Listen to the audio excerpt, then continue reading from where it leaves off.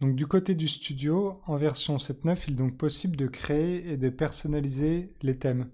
Donc toutes ces opérations sont possibles directement dans le studio et le thème va faire partie d'un projet dans le studio. Donc c'est versionné, géré, etc.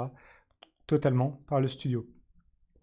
Le nouveau thème qu'on va créer, il va être basé sur le thème fourni par défaut par Bonita.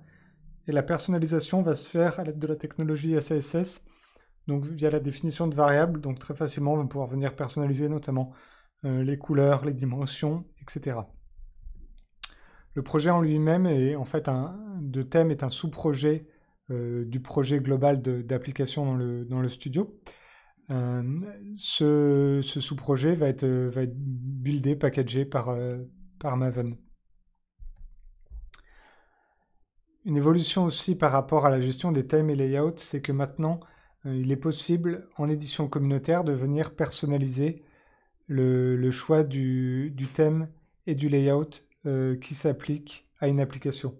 Donc dans le descripteur d'application, on va pouvoir l'éditer en version communautaire manuellement le fichier XML de descripteur d'application pour venir personnaliser le layout et le thème à utiliser.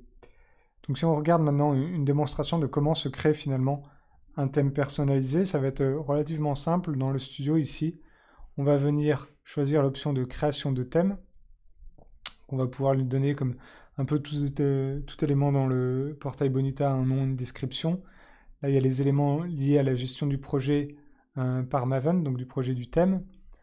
Et finalement, le contenu réel, ça va se trouver dans le fichier SCSS Bonita variable ici. Alors, pour connaître les variables disponibles, on nous indique ici le chemin à suivre.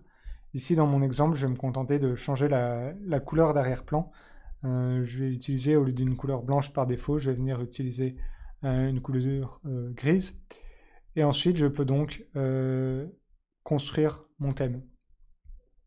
Donc la première construction est en général toujours un petit peu lente du fait du téléchargement des dépendances nécessaires pour construire le thème. Donc tout ça est automatiquement géré par Maven.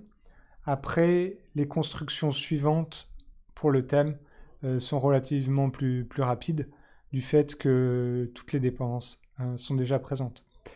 Et une fois que mon thème est construit, eh ben, je vais pouvoir l'utiliser dans mon application.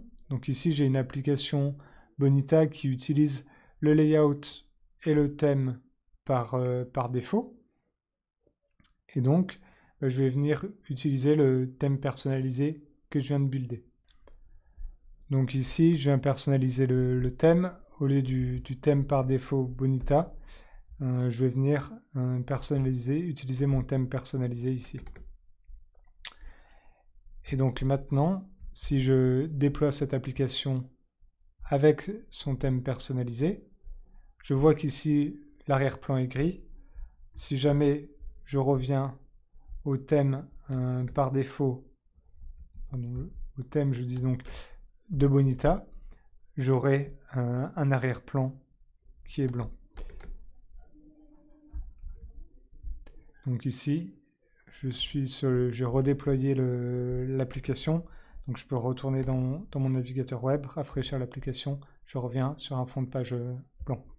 Voilà donc un peu pour ce qui est des améliorations côté studio.